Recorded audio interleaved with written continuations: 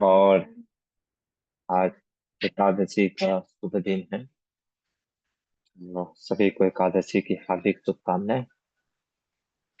महाभारत के हम आदि पर्व के उस अध्याय में हैं जहां हमने कल देखा था कि जब राजा दुष्यंत जो पुरु वंश में आते हैं, वो हंटिंग के लिए जब निकले, तब हंटिंग करते वक्त वो एक आश्रम पहुंचे, जिस आश्रम में वो आश्रम किसका था? कण्व मुनि का आश्रम था।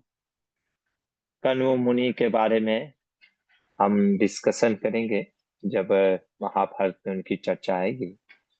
फिलहाल बस इतना जानिए, कण्व मुनि का आश्रम था और उस आश्रम में एक कन्या थी जो कि जिसको देख करके राजा दुष्यंत प्रभावित हो गए और वो उनसे विवाह करना चाहते थे।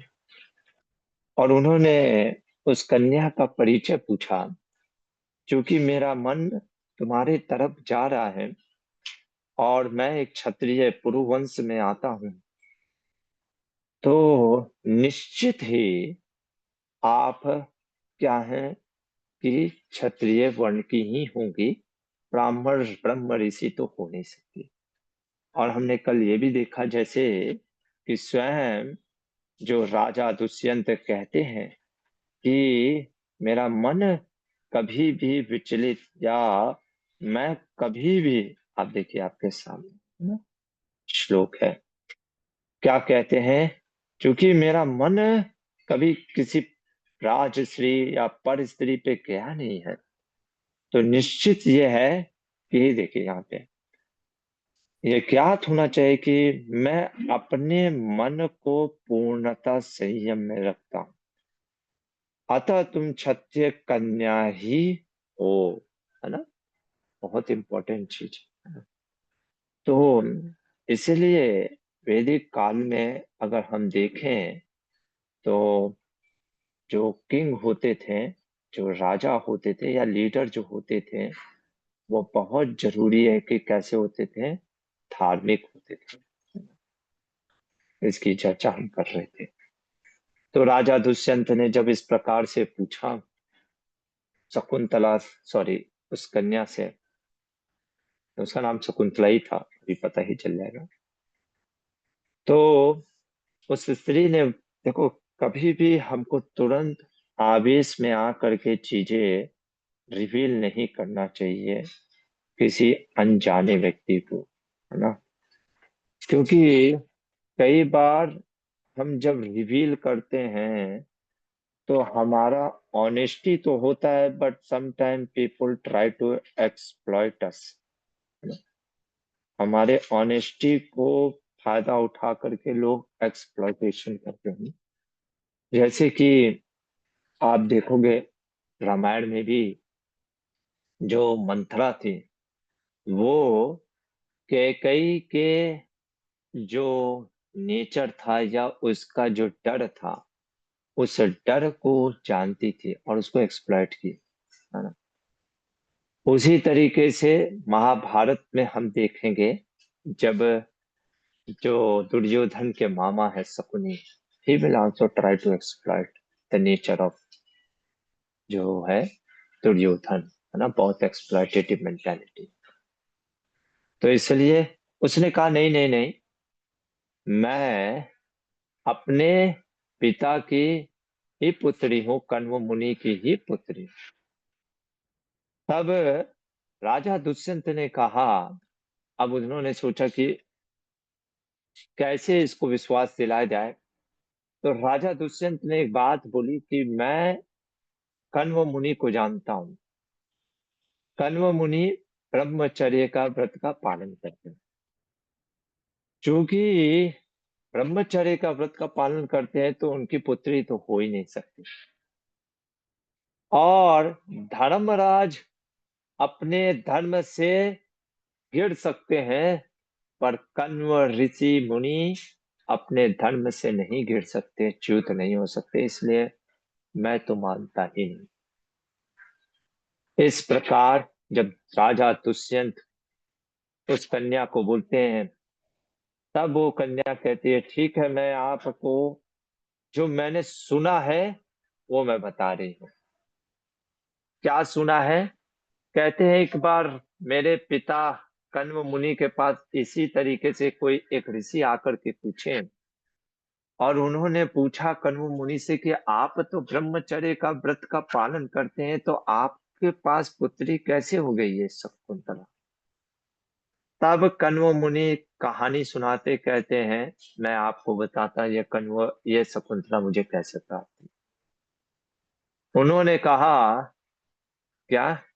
एक ऋषि हुए हैं जो कि जिनका नाम है विश्वामित्र मुनि। विश्वामित्र मुनि वास्तव में क्षत्रिय वंश के थे, पर कैसे वो ब्रह्म ऋषि हो गए, इसके पीछे कथा जब आएगी तब हम सुनेंगे, क्योंकि वो राजा गादी जो कि चंद्र वंश में जन्म लिए हैं, उनके पुत्र थे। ठीक है।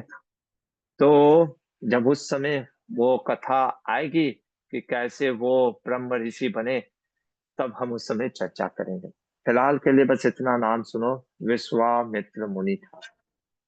अच्छा, विश्वामित्र मुनि तपस्या के लिए बैठे थे इसी ब्रह्म ऋषि को प्राप्त करने के लिए। उनके अंदर ये इच्छा कैसे आ गया ब्रह्म ऋषि बनने का, राजा बनने का, है ना? ये क्वेश्चन उठता है। तो देखो, भले ही वो थे क्षत्रिय वंश में राजा, लेकिन वो उनके अंदर जो था ब्रह्म तेज की इच्छा प्रकट हुई। कैसे प्रकट हुई? क्योंकि ये भी कथा हम सुनेंगे जो महाभारत में आएगा, कि वशिष्ठ मुनि के आश्रम में जब ये पहुंचते हैं, और वशिष्ठ मुनि के आश्रम में पहुंच करके जो एक कामधेनु गाय थी, उससे आकर्षित होने के कारण उस कामधेनु गाय को चोरी करना चाहते थे। चुराना नहीं, मतलब मांगा था, पर उन्होंने जब मना कर दिया तो फिर इन्होंने अपना बल दिखाया। पर वशिष्ठ मुनि ब्रह्म ऋषि होने के कारण अपने ब्रह्म तेज से इनके सारे जो तेज था, इनका सारा जो पराक्रम था, उसको हरा दिया। तो इनके मन में आकर्षण हो गया ब्रह्म तेज के प्रति, है ना? वहां पे हमारे आचार्य कहते हैं, मध्वाचार्य, कि इनका ब्रह्म तेज के प्रति आकर्षण होना, ये ऐसा हमारे जैसा आकर्षण नहीं है, ओ प्रभु जी इतना अच्छा कीर्तन करता है तो आप हमको भी नेम टेम के लिए, that is not. Otherwise he can not be the Guru of Ram ji. लिखो, विश्वामित्र मुनि राम जी के गुरु थे। कोई राम जी का, भगवान का गुरु हो, वो कोई साधारण व्यक्ति नहीं है।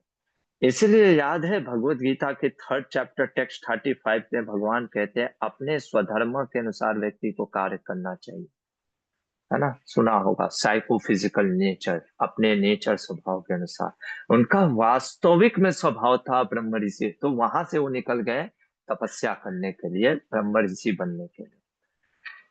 अब जब ये ब्रह्म ऋषि बनने निकले, तो बहुत घंघोर तपस्या करने लग गए। तो फिर इनकी तपस्या को देख करके घबरा गए राजा इंद्र। अब प्राय हम जो टीवी सीरियल में देखते हैं, कहते हैं, अरे यार ये इंद्र को बड़ा इन्फियोरिटी कॉम्प्लेक्स है, हैं? बहुत ही ज्यादा इनसिक्योर होते हैं, अरे इनका कौन गद्दी लेने वाला है? नहीं, है ना? देखो, इसीलिए शास्त्रों को पढ़ने के लिए हमें बहुत ही सतोगुण और बहुत ही एक सही दृष्टिकोण चाहिए समझने के लिए। देखो, कोई भी जब राजा बनता है, उसका बहुत बड़ा ये कर्तव्य होता है कि उस पोस्ट पोजीशन को, यानी अब ये क्यों तपस्या कर रहे हैं, अब किसके मन में क्या चल रहा है, कोई तो जान नहीं सकता। करेक्ट ना? वो राजा इंद्र का ये बहुत बड़ा कर्तव्य है कि उनको चेक करना कि कोई ऐसा वैसा व्यक्ति स्वर्ग लोक में ना आ जाए जो कि स्वर्ग लोक की मर्यादा को भंग करे, है ना? इसलिए ये उनका ड्यूटी रहता था। आप समझने का प्रयास करो, है ना? अगर उनका इतना प्रॉब्लम होता तो कब का भगवान श्री कृष्ण उनको वहां से हटा दिए होते, है ना? उस पोस्ट पोजीशन से। वो गलतियां करते हैं, नो डाउट, है ना? लेकिन वो कोई साधारण व्यक्ति नहीं है, वो देवताओं के राजा हैं। इनकी बहुत बड़ी रिस्पॉन्सिबिलिटी है टू चेक, है ना, ये चीज देखना कि कोई ऐसे व्यक्ति ना प्रवेश कर जाए कहाँ, देवलोक में। ठीक है। तो विश्वामित्र मुनि जब इस तरीके से घनघोर तपस्या कर रहे थे, हुआ क्या कि जो राजा देवराज इंद्र थे, इंद्र ने एक अप्सरा, है ना, जो इसका नाम था मेनका, को बुलाया। और मेनका को बुला करके इंद्रदेव ने कहा कि आप जाओ और जा करके विश्वामित्र मुनि के तपस्या को भंग करो। मानो मेनका पूछे कि प्रभु आप क्यों नहीं जा रहे हैं? तो इंद्रदेव कहते हैं क्योंकि इस समय जो विश्वामित्र मुनि जो तपस्या में बैठे हुए हैं, ऐसा तपस्या, घनघोर तपस्या कर रहे हैं, उनको इस तरीके से नहीं हटाया जा सकता। मेरे पास वो पल नहीं है। आप उनके मन को, चित्त को आकर्षित करने का प्रयास करें। तब मेनका कहती है कि मैं जाने को तो चली जाऊंगी, पर मुझे डर लग रहा है। जब आप देवता होकर के, देवराज इंद्र होकर के आप डर रहे हैं, तो मुझे भी डर लग रहा है। और कहती है, देखो, विश्वामित्र मुनि की महानता को गुणगान करते हुए कहती है, ये वही विश्वामित्र मुनि हैं जिन्होंने वशिष्ठ मुनि के पुत्रों को क्या किया, सदा के लिए वियोग कर दिया। वशिष्ठ मुनि को मतलब मार दिया। हम देखेंगे, ये वही विशिष्ट विश्वामित्र मुनि हैं जो क्षत्रिय कुल में भी उत्पन्न होकर के इतनी ब्रह्म तेज में, ब्राह्मण जो रूप में अपना तेज प्रकट कर रहे हैं। ये वही विश्वामित्र मुनि हैं जिन्होंने एक ऐसी नदी जो कि नाली थी, उस नाली को नदी में परिवर्तन कर दिया, जिसका नाम पड़ा इन्हीं के ऊपर, कौशिकी नदी।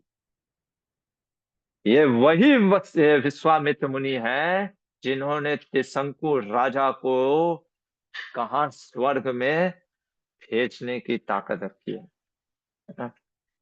और कहते हैं ये वही विश्वामित्र मुनि हैं जिनके जिनका उपकार पा करके मतंग ऋषि, है ना, मतंग ऋषि जो हैं, इनके उपकार से पूरा प्रभावित है।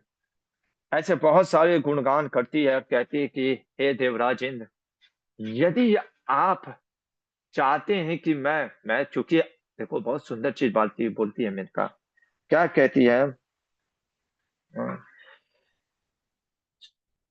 त्वएव मुक्ता च कथम समीप, मृषेण मक्षेऽहं सुरेंद्र, रक्षाम तुम्हें चिंतया देवराज, यथा त्वदर्थम रक्षिता हम चरेयम। आदि पर्व, ये बहुत जरूरी है, ये सब चीज सीखना। क्या है? 71 चैप्टर, टेक्स्ट नंबर 40। देवलोक में जो भी कोई होता था, उनका कैरेक्टर बहुत हाई होता था। और सबसे बड़ा कैरेक्टर हाई, जैसे वो चीज क्या है, they don't have independent nature. Independent nature आज के युग में सबसे ज्यादा है। भले ही हमने गुरु एक्सेप्ट कर लिया हो, पर इंडिपेंडेंट मेंटालिटी जाती नहीं है। हम करते वही है जो हमारा मन करता है ना। हमको वही इच्छा करता है जो हम चाहते हैं। देखो, मेनका कहती है कि मुझे डर लग रहा है, अपना व्यक्त कर रही है, कंसर्न को बता रही है। ऐसा नहीं है कि कंसर्न को नहीं बता रही है, लेकिन कंसर्न के साथ साथ ये भी कह रही है कि मैं जाऊंगी क्योंकि आपका आदेश है, पर आप मेरी रक्षा का क्या करिए, कुछ उपाय करिए। ये आप लोग लिखो। कभी अगर मुझे कोई सेवा में कष्ट हो रहा है, या अगर मुझे सेवा करने में कोई भी दिक्कत आ रही है, तो ऐसे नहीं बोला जाता है कि मैं सेवा नहीं करूंगा या करूंगी। मुझे ये दिक्कत है प्रभु जी, अपने गुरुवर अपने को बोलना चाहिए, मैं कैसे करूं, आप ये बताइए। तुरंत ना नहीं बोलते हैं। जैसे ही आप ना बोलते हो, हमारे आचार्य कहते हैं आपके ऊपर से कृपा पात्र हट जाता है ना। आप देखो, ये सब धर्म बहुत सूक्ष्म चीज है। जैसे मैंने एक बार डिस्कशन किया था प्रकृति, ये सब बार बार मैं फिर से डिस्कशन करूंगा। अल्टीमेटली सारे शास्त्र वेद क्या चीज बताते हैं, आपका एक जो धर्म है सबसे बड़ा, प्रकृति। आप प्रकृति हो, क्या हो? प्रकृति मतलब आप सबॉर्डिनेट हो। हर कोई सबॉर्डिनेट है, पुरुष चाहे हो, मतलब मेल बॉडी हो या फीमेल बॉडी हो। पुरुष सबॉर्डिनेट होता है अपने गुरु के अंदर, फीमेल होती है सबॉर्डिनेट अपने पति, अपने पिता के ऊपर, जैसे भी, है ना। हमेशा आप सबॉर्डिनेट होते हो। सिर्फ एक ही पुरुष है, वो कौन है? कृष्णा। That's all. बाकी सारे लोग प्रकृति हैं।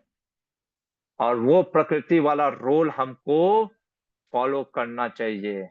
चाहे आप वर्णाश्रम के धर्म के किसी भी आश्रम में हो। अगर आप ब्रह्मचारी हैं, गुरुकुल में रहते हैं, गुरु के अंतर्गत रहते हैं, गुरु जो बोलता है, जो मेंटर जो भी आप लीजिए, वो आप करते हो, प्रयास करते हो सकता है कि आप एक दिन में नहीं, लेकिन आपके माइंड सेट में यही चलना चाहिए, मेरे गुरु ने ये वचन दिया है, मुझे करना है। ये नहीं चलना चाहिए कि मैं अपने मन का करूंगा। जैसे ही आपने अपने मन का करना स्टार्ट किया, आप सबसे बड़ा धर्मा भूल जाओ। क्या? वो कि भगवान की प्राप्ति। कभी कृष्ण की प्राप्ति हो ही नहीं सकती। क्यों प्रभु जी? क्योंकि कृष्ण की प्राप्ति में सबसे बड़ा जो रुकावट है, वो यही है कि नॉट फॉलोइंग द प्रकृति रूल। आप पुरुष, इंडिपेंडेंट मेंटालिटी, मतलब आप पुरुष बनना चाहते हो। और पुरुष बनना मतलब कि आप किसके साथ कंपटीशन में लग गए हो? कृष्णा के साथ। और जैसे ही आप कृष्णा के साथ कंपटीशन में लग गए हो, you can not go to Goloka. Clear? Concept clear हो रहा है? आराम से चल रहे हैं, क्योंकि ये बहुत इंपॉर्टेंट कॉन्सेप्ट है। अब वो आपका इम्पोर्ट, अब वो आप करो कि आप ब्रह्मचारी रहना चाहते हो, गृहस्थ रहना चाहते हो, कौन सा वर्ण आश्रम धर्म, all is secondary. The important point is प्रकृति। आप समझ रहे हो? इसलिए मेनका ने नहीं बोला। देखो, छोटे छोटे चीज में व्यास मुनि ने बहुत गहराई की चीज बता के चल दी। कहानी में आते हैं वापस। मेनका को क्या कहते हैं, इंद्रदेव आप जाओ, मैं सारी व्यवस्था मैं करवाता हूँ, है ना। और मैं पूरी व्यवस्था करूंगा, बस आपको भंग करना है।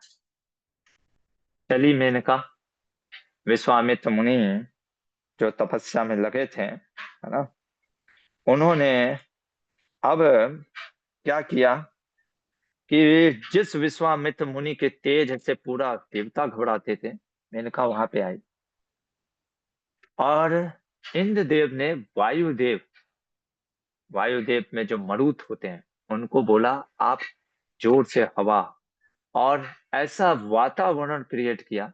इंद्रदेव वर्षा के हैं, ऐसा समागम क्रिएट किया कि it can invoke the lust, है ना, काम को उत्पन्न करने वाला ऐसा वातावरण किया। और मेनका अपने उस कार्य में क्या हो गई? सक्सेसफुल हो गई। विश्वामित्र मुनि का जो है तपस्या भंग हो गया। और विश्वामित्र मुनि का तपस्या भंग होने के बाद मेनका उनके साथ संग करती है। और उनके संग करने के बाद, है ना, विश्वामित्र मुनि को जब यह एहसास होता है कि मेरी तपस्या भंग हो गई, वो वहां से निकलते हैं। कहा? अपनी तपस्या के लिए फिर। मेनका जो थी, वो कोई साधारण स्त्री नहीं थी, वो क्या थी? अप्सरा थी। ठीक है? क्या थी? अप्सरा थी। अभी ये सब हम देखेंगे, है ना। तो मेनका जो है अप्सरा है। और चूंकि अप्सरा होने के कारण उसका कुछ दायित्व है, कर्तव्य है, कहाँ का? स्वर्गलोक का। उसको भेजा किसने था? इंद्रदेव ने। बस किस कार्य के लिए? विश्वामित्र मुनि के तपस्या को भंग करने। उस तपस्या के भंग में इसको, ये मेनका ने एक पुत्री को जन्म दिया है, एक डॉटर को जन्म दिया। वो डॉटर को जन्म दे दिया, पर वो डॉटर को वहीं पे छोड़ करके चली गई स्वर्गलोक की तरफ। अब कण्व मुनि उसी ओर आ रहे थे। ये जो छोटी सी बच्ची थी, इसकी रक्षा करते हैं। तब तक शकुंतक, शकुंत करके, जो वल्चर ऐसा कहते हैं, शास्त्रों में वर्णन आता है। ये शकुंत ऐसा पक्षी है जो रात को मतलब कि बहुत रात भर जागता है, समझ लो। इस टाइप का एक स्पेशल टाइप का पक्षी है। तो ये इन्होंने ही रक्षा किया इस बेबी को रात को, क्योंकि कैसा होता है ना, जंगल में विशेषकर रात को आपको नहीं पता क्या क्या चीजें, वे सुबह तो फिर भी दिख रहा है। तब ये जो कण्व मुनि पहुंचते हैं तो शकुंतक जो पक्षी होते हैं इस बेबी गर्ल की रक्षा करते हैं, इसलिए कण्व मुनि ने इसका नाम रख दिया शकुंतला और ले आए अपने आश्रम। ठीक है। और शकुंतला कहती है कि ये जो मैंने अपने पिता कण्व मुनि से सुना वो मैं आपको राजा बता रही। तब दुष्यंत हंसने लगता है, कहता है देखा, मैंने कहा था। अब चूंकि विश्वामित्र मुनि थे कौन? क्षत्रिय वंश के, तो इसलिए तुम कन्या कौन हो? क्षत्रिय वंश की। और इस कारण से मेरा जो विचार तुम्हारे ऊपर आना, ये कोई इलेजिटिमेट नहीं है, गलत नहीं है, करेक्ट। तो मैं तुमसे विवाह करना चाहती हूँ, करना चाहता हूँ। समय हो गया, क्योंकि आज एकादशी है, ज्यादा लंबा नहीं लेंगे, भक्तों को नाम जप इत्यादि करने होंगे। अगली बार हम जो कल देखने वाले हैं, तो मानो शकुंतला कहती है कि पर मैं विवाह नहीं कर सकती, आप मेरे पिता का वेट करिए, कण्व मुनि का वेट करिए, है ना। क्योंकि जब तक कण्व मुनि के मैं पिता के अधीन हूँ। तब राजा दुष्यंत कहते हैं कि मैं क्षत्रिय वंश का हूँ और क्षत्रियों को एक विवाह करने का अधिकार है जिसका नाम है क्या? गंधर्व मैरिज। आजकल इसको लव मैरिज भी कह देते हो, है ना, कह सकते हो लव मैरिज, ये गंधर्व मैरिज। तब वो बताते हैं, बता ही दो क्या, 8 टाइप ऑफ मैरिज होता है, 8 टाइप ऑफ मैरिज होता है। ठीक है ना, सुन ही लो। थोड़ा सा 2 मिनट में समझा, क्योंकि ये बाद में आएगा अनुशासन पर्व में, बहुत डिटेल में, जब जब हमारे भीष्मदेव अनुलोम प्रतिलोम का विचार करेंगे ना, तब उस समय ये बहुत सुंदर आएगा। पहला विवाह आप समझ लो, जिसको कहते हैं ब्रह्म विवाह, है ना। देखो मनु संहिता में एक श्लोक आता है इन सब चीज के ऊपर। ये 8 प्रकार के जो विवाह है ब्रह्म, है ना। ठीक है, हम डायरेक्ट चलते हैं। पहला जो विवाह है ब्रह्म विवाह, नाम से ही देख लो ब्रह्म, है ना, ब्राह्मण नहीं ना, ब्रह्म विवाह। ब्रह्म विवाह को टॉप मोस्ट मैरिज कहा जाता था, टॉप मोस्ट। इसमें क्या होता था, अब मैं डिटेल में उस समय जब आएगा ना तब मैं आपको बताऊंगा ये क्यों टॉप मोस्ट होता था। पहला चीज इसमें जो है, लड़के का पिता जो होता है ना, ग्रूम कहते हैं ना लड़के को, ग्रूम का जो फादर होता है वो खुद जाता है लड़की के घर। लड़की के पिता नहीं आते हैं, लड़के का पिता जाता है ना। वुमेन को बहुत रिस्पेक्ट दिया है शास्त्रों ने। ग्रूम का फादर खुद आता है, किस लिए आता है? कि मेरे बेटे का गुरुकुल में पढ़ाई हो गया है ना। अब उसने वेदों का अध्ययन कर लिया है, और ऐसे पिता ढूंढते हैं कि कोई अच्छी सी वर, अच्छी सी कन्या के लिए। तो इसमें ग्रूम का फादर स्वयं आता है, ठीक है। और इसमें कोई लेन देन का बात नहीं होता वो। अब अगली बात है कि अगर वो पिता देना चाहे तो दे। यहाँ पे ग्रूम का फादर को बस चाहिए एक ऐसी कन्या जो मेरे बेटे के लिए बेस्ट हो, है ना। वो खुद आते हैं, इसलिए ये टॉप मोस्ट में आता है। दूसरा मैरिज जो होता है वो होता है दैव मैरिज। दैव मैरिज, ये कैसा मैरिज होता है प्रभु जी? इसमें क्या होता है, जो पृष्ठ होता है, जो ऋत्विक कहते हैं उनको, वो पृष्ठ से ही मैरिज कराया जाता है। वो मैरिज सेरेमनी जो वो करता है पृष्ठ, है ना, उस पृष्ठ से ही जो कन्या दी जाती है, जो उसको, है ना। तो ये दैव मैरिज होता है, इतना बस समझ लीजिए आप। ठीक है। तीसरा मैरिज जो होता है, उसका वर्णन आता है, इसको, ये दैव कहने का अर्थ है देवताओं के लिए जो यज्ञ किया जाता है उसकी बात है। तीसरा मैरिज होता है आर्स मैरिज। आर्स मैरिज क्या होता है प्रभु जी? ये नाम से लग रहा है ऋषि मुनियों के लिए मैरिज हो रहा है। जनरली ये मैरिज तब होता है जब जब जो ग्रूम होता है ना, बहुत ओल्ड पर्सन हो, है ना, मतलब कि जो लड़की भी है ना, देखो ये सब मैरिज का वर्णन दिया गया है, शास्त्रों में डिस्क्रिप्शन दिया गया है। इसका अर्थ ये नहीं है कि शास्त्र कह रहा है कि ऐसे मैरिज करना ही है। आप समझ रहे हैं? शास्त्र बता रहा है कि 8 प्रकार के मैरिज देखे गए हैं वैदिक काल में। वैदिक काल में 8 प्रकार के मैरिज होते हैं। तो जैसे इस मैरिज का मैं आपको उदाहरण मैं बताऊंगा, जब सुकन्या और चयन मुनि का होता है। चयन मुनि बहुत वृद्ध होते हैं, सुकन्या जो होती है उसका विवाह कर देते हैं चयन मुनि के साथ। और जो और क्या भेजते हैं, ओल्ड काऊ, एक गाय देते हैं। कहने का अर्थ है कि पिता कह रहा है कि मेरे पास कुछ धन नहीं है, मैं कुछ दे नहीं सकता, इसलिए वो लाचार होकर के किसी ऐसे पुरुष के साथ भी विवाह कर देते हैं जो कैरेक्टर में अच्छा है लेकिन हो सकता है ब्यूटीफुल ना हो। ठीक है। इसको कहते हैं अर्थ मैरिज। चौथा मैरिज जो होता है उसका नाम आता है प्राजापत्य। ये थोड़ा सा ब्राह्मण लोग ज्यादा करते हैं, सॉरी क्षत्रिय ज्यादा करते हैं। प्रजापत्य मैरिज में क्या होता है, इसमें तो देखो, इसका अगर मेरे पास अभी श्लोक नहीं आ रहा है, उसमें मनु संहिता में कहा जाता है कि ये मैरिज ट्रेडिंग नहीं है। ट्रेडिंग नहीं है, आपको लगेगा ये ट्रेडिंग है, पर ये सिर्फ धर्म के लिए किया जाता है। इसमें होता क्या है कि जो जो लड़की है ना, जो लड़की है, उसके पिता कन्यादान के रूप में लड़के को अपनी कन्या देते हैं। ठीक है ना। वर और कन्या दोनों साथ रहकर धर्म का आचरण करते हैं और कन्या देते हैं, है ना, धर्म के आचरण करने के लिए। इसमें इसमें प्रजापत्य और ब्रह्म में देख रहे हो अंतर? ब्रह्म में लड़के का पिता आता है और प्रजापत्य में लड़की का बाप खुद जाता है देने के लिए। ठीक है ना। फिर पांचवा जो होता है, जो कि अब ये सब जो कहा जाता है कि ये सब मैरिज जरूर, ये सब गलत मैरिज है, असुरिक मैरिज, जिसमें धन दे करके, जिसको आज कह सकते हो ना, लड़की का पिता धन दे करके ये या वो आसुरिक मैरिज करता है ना। वो जनरली ये चीज ये कब किया जाता था, है ना, जब ये आसुरिक मैरिज, जिसमें कि जो फादर को या पैसा दे करके खरीद लेते हैं, है ना, कि अपनी कन्या दे दो। ये पहले के राजा लोग करते थे जब उनको राज्य लेना होता था, कोई बड़ा सा राज्य, है ना, कि ये राज्य मुझे अपने में मिलाना है, तो अपना पावर पैसा दिखा करके ले लेते थे। ये विथ मनी, है ना, ये परचेस परचेस करते थे। ठीक है।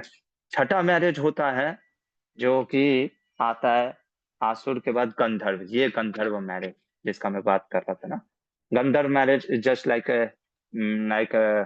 लव मैरिज, जिसमें कि आदमी, लव मैरिज मतलब वो बोलता है प्यार हो जाता है ना, तो वो चीज कहते हैं। तो वो सातवां मैरिज होता है राक्षस विवाह, राक्षसी विवाह, है ना, राक्षस मैरिज। वो क्या होता है प्रभु जी? राक्षस मैरिज में मतलब कि कन्या का अपहरण कर लेना, जैसे सिंपल सा बताऊं, रुक्मिणी और कृष्णा, है ना। तो इसमें लेकिन लड़की का वो रहता है कंसर्न कि हाँ मैं रेडी हूँ, मतलब किडनैप होने के लिए। लेकिन जो आठवां जो पिशाच मैरिज होता है ना, वो कैसा होता है पिशाच मैरिज? उसमें ये सबसे लोएस्ट बोला गया है। इसमें या तो लड़की का रेप करके, उसको किडनैप करके, उसके बिना कंसर्न के, है ना, उसके साथ विवाह करना, पिशाच मैरिज। तो ये 8 टाइप के मैरिज शास्त्रों में वर्णन आते हैं। ठीक है। तो जनरली ये दो मैरिज को शास्त्र एकदम मना करता है, एक तो आसुरिक मैरिज जिसमें, और एक पिशाच मैरिज। राक्षस मैरिज और गंधर्व मैरिज रेयर केस में होता है। टॉप मोस्ट होता है ब्रह्म मैरिज, उसके बाद जो ये है प्रजापत्य मैरिज। ठीक है, हरे कृष्णा। इसका डिटेल हम देखेंगे। फिलहाल के लिए मैंने ऐसे ही आपको कुछ कुछ हिंट दे दिया। किसी का कोई क्वेश्चन है तो पूछ लीजिए, नहीं तो आगे अब हम देखेंगे। जब दुष्यंत महाराज ने कहा कि गंधर्व मैरिज के लिए रेडी हो जाओ, तो क्या शकुंतला रेडी होती है या कहती है कि नहीं, मैं तो वेट करूंगी पिताजी के आने का। जानने के लिए कल देखेंगे। फिलहाल के लिए रुकते हैं। यस स्मित कृष्ण प्रभु पूछिए। ये प्रश्न है, मैं मंदिर में था तो दर्शन कराना था आपको, तो बस राधा गोविंद के। अच्छा ओके, राधा गोविंद के दर्शन करा रहे थे। अरे अच्छा, हाँ। ठीक है प्रभु। हरे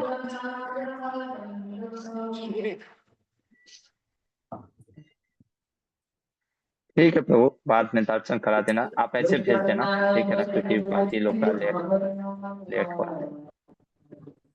यस, यस भास्कर प्रभु आप पूछिए, आप ऐसे दर्शन करें। हरे कृष्णा प्रभु जी। क्वेश्चन नहीं है, जैसे ये आपने बताया ना प्रभु जी, ये जो आर्श मैरिज बताया आपने कि अगर एज डजेंट मैटर, थोड़ा वो सा उसको अपना म्यूट कर लोगे एज डजेंट आप। मैटर, वो वहां पे कुछ गाय वहां पे दे देते थे और वो उसके बदले विवाह हो जाता था। प्रभु जी ये अभी आजकल मैंने एक डॉक्यूमेंट्री देखी थी, उसमें साउथ सुडान में अभी भी ऐसा होता है। तो वो अच्छा, सिर्फ शो ऑफ है कि मतलब कि कुछ उन्होंने कहीं से इंस्पिरेशन लिया होगा? नहीं पता प्रभु जी, नहीं पता। आप मेरे को वीडियो अच्छा। भेज देना, मैं तो अच्छा। देखूंगा। ओके ओके हरे कृष्ण। हरे कृष्ण। और किसी का कोई क्वेश्चन है?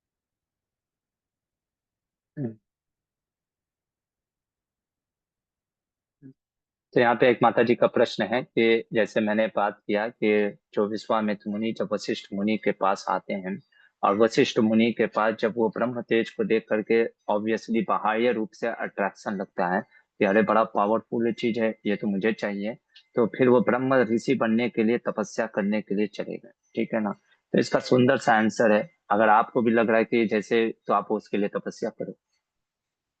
विश्वामित्र मुनि ने तपस्या किया और बहुत सारे अड़चन आए, अभी मेनका आए, फिर रंभा आए, लेकिन क्या छूटे, नहीं हटे। अगर आपको लग रहा है, सपोज करो, मान लो गुरुकुल के स्टूडेंट देखो, अगर आपको लग रहा है कि मान लो मुझे बहुत बड़ा क्रिकेटर बनना है, तो चलो जाओ, खेलने जाओ, दिन रात मेहनत करो, बैटिंग करो, 2 दिन मत करो, हर दिन करो, तपस्या तो करना पड़ेगा। आपको जो भी चीज लग रहा है, आपको लग रहा है मैं बहुत बड़ा प्रचारक बनना चाहिए, ठीक है, उसके लिए पढ़ो शास्त्र, शास्त्र पढ़ना पड़ेगा, तपस्या तो करना पड़ेगा। बिना, तो तपस्या में अड़चने बहुत आएंगी। और अगर आपका वो नेचर होगा, तो आप तो तपस्या से नहीं घबराओगे, और नेचर नहीं होगा, नेम फेम के लिए होगा, पर समय समय बता देगा, फले ना परिचते, है ना। बहुत से लोग आते हैं, करते हैं, फिर अरे यार बहुत तपस्या छोड़ देते हैं, क्योंकि उनका स्वाभाविक होता ही नहीं। ठीक है, यस रेणु माता जी। हरे कृष्णा प्रभु जी।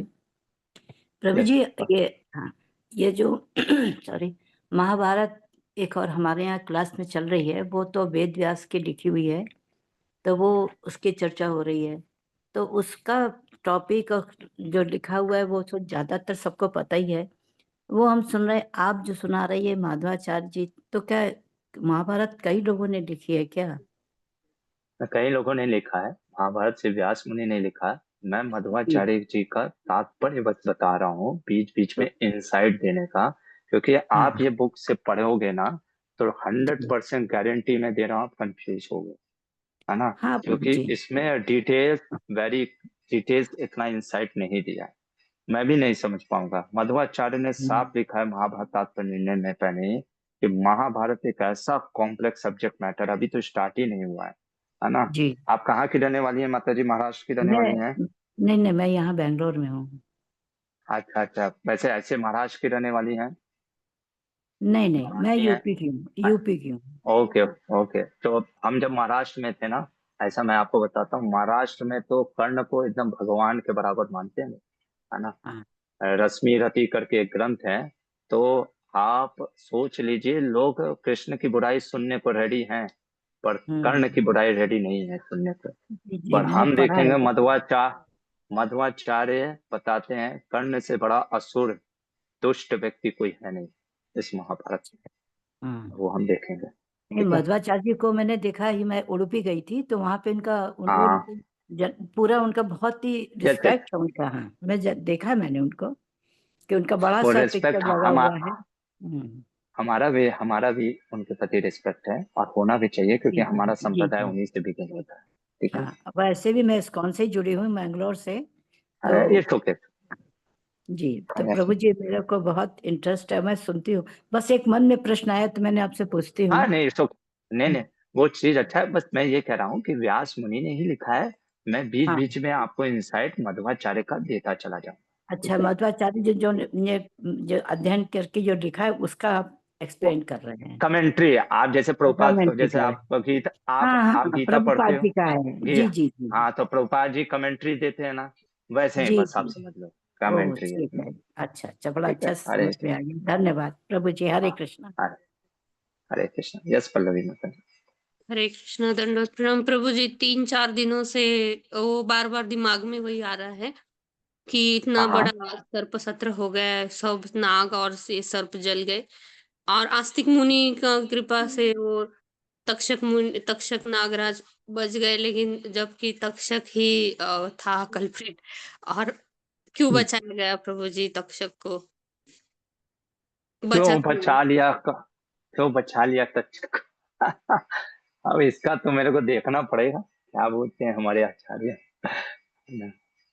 पर ऐसा नहीं है कि तक्षक धार्मिक नहीं था, है ना। मैंने भी बताया था ना, ये राजा इंद्र का मित्र था, और कहीं ना कहीं उसको माध्यम बनाया भगवान ने, है ना। परीक्षित महाराज को, किसी को तो माध्यम बनाना था, है ना। अब ये कहना कि तक्षक को भी मर जाना चाहिए था, I don't know. I can't say, जी कुछ हमारे प्रभु जी, आचार्यों ने नहीं दी। वही सोच रही थी कि शायद दंड से क्षमा ज्यादा बड़ा हो, तो आस्तिक मुनि का ये होगा कि क्षमा कर दिए। लेकिन सब जो सर्पदंत्र और सब ये कथा शुरू हुई तक्षक का ही जो ईर्ष्या था।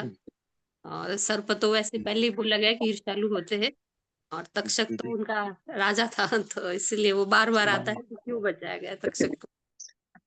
देखेंगे, अगर कुछ मिलता है तो मैं आपको। जी प्रभु जी, हरे कृष्ण। अरे अरे, यस कपिल प्रभु। हरे कृष्ण प्रभु जी। प्रभु जी क्रिश्चियन तो नहीं है, लेकिन जैसे आपने बताया कि महाराष्ट्र में कर्ण को इतना ज्यादा ग्लोरीफाई करते हैं, तो मैं बता रहा हूँ प्रभु जी, हरियाणा में मेरी डिस्ट्रिक्ट करनाल है, और ये शायद उस टाइम अंग देश हुआ करता था, और कर्ण कर्ण के नाम पे ही करनाल है। यहाँ भी करोड़ों अच्छा करोड़ों रुपए लगा के इतने बड़े बड़े गेट हैं। दानवीर राजा कर्ण की नगरी में आपका स्वागत है, ऐसे ऐसे करके। कुरुक्षेत्र से 60 किलोमीटर दूर है प्रभु जी। अच्छा अच्छा। नहीं, जी दानवीर तो था, इसमें तो कोई डाउट नहीं है, लेकिन उसके दान के पीछे क्या उद्देश्य था वो हम देखें, इसमें तो कोई बात नहीं है। देखो, एक चीज जीवन में याद रखिए, जो भी आप तपस्या जिस चीज के लिए कर रहे हैं, आपका वो तो फल मिलेगा, क्योंकि आप तपस्या किए। कर्ण का तपस्या का फल यही था, कर्ण इसीलिए तपस्या करता था दानवीर, क्योंकि उसको चाहिए था नेम पे। आज मिल गया पूरी दुनिया में नेम पे, लेकिन कृष्ण नहीं मिले, है ना। अब वही चीज है, आपकी क्या इच्छा है देख लो। हम जो भी चीज करते हैं उसके पीछे हमारा पर्पस क्या है, इंटेंशन क्या है, ये बहुत मैटर करता है। हमारा इंटेंट, कहते हैं ना, भावग्राही जनार्दन। अगर आपका नेम फेम है, आप देख लेना, आप नाम जप से अगर नेम फेम पैसा चाहते हो ना, वो भी आ जाएगा, मैं लिख करके दे रहा हूँ। आप नाम जप करते हो और नेम फेम लाते हो, सब आ जाएगा, लेकिन फिर कृष्ण नहीं मिलेंगे, वो चीज। अच्छा, ठीक है। ओके, सुंदरी श्यामा माता जी। हरे कृष्णा प्रभु जी। प्रभु जी ये पूछना था कि जिस तरह से कि 8 प्रकार के विवाह हैं, तो प्रभु जी हाँ ये हाँ 8 प्रकार में से जो स्वयंवर वाला विवाह जो प्रभु जी हमने देखते हैं, तो वो किसमें आता है हाँ। प्रभु जी इसमें? वो स्वयंवर कैसा होता है ना, वो उसको इसमें ले सकते हो, किसी में भी आ सकता है प्रजापति। उसमें तो क्या होता है कि वो तो लड़की ढूंढ रही है ना, तो लड़की को ढूंढना होता है। तो लड़की अपना खुद के रूम कैसा होता है, शास्त्र वर्णन करता है कि 4 साल के भीतर अगर पिता अगर अपनी बेटी का 4 साल इंटरसेस वो प्यूबर्टी स्टेज से अगर विवाह करने का वो जो भी है ना समय आ गया और 4 साल के अंदर नहीं विवाह करते, तो लड़की के पास अधिकार है वो अपने से स्वयं से, ये सब आएगी सारी कहानी। एक लड़की होती है, क्या नाम होता है, जो अभी हाल ही में हमने कथा किया था, जो कि बचाती है यमराज से अपने प्रभु जी सावित्री। सावित्री। हाँ Savitri, yes yes, thank you. Savitri Savitri Savitri Savitri खुद जा करके अपना लड़का ढूंढती है ना, एक कथा आएगा महाभारत में। तो सावित्री, हाँ, तो उसी तरीके से ये स्वयंवर, तो स्वयंवर में जैसे द्रौपदी का भी स्वयंवर होगा, है ना। तो ये प्राजापत्य में भी आ सकता है कि धर्म के आचरण के लिए या पैसे के लिए वो चीज, तो उसी में एक कैटेगरी टाइप है। धन्यवाद प्रभु जी। हरे कृष्ण। हरे कृष्णा। यहीं पे रुकते हैं और फिर कल आगे देखते हैं क्या शकुंतला ने एक्सेप्ट किया, और अगर एक्सेप्ट किया तो कल हम एक बहुत विशेष चीज देखने वाले हैं। लोग कहते हैं ना प्यार अंधा होता है, ये सब बकवास है। Love is a science. Mahabharata से सीखो। ग्रंथराज महाभारत की जय। श्रील प्रभुपाद की।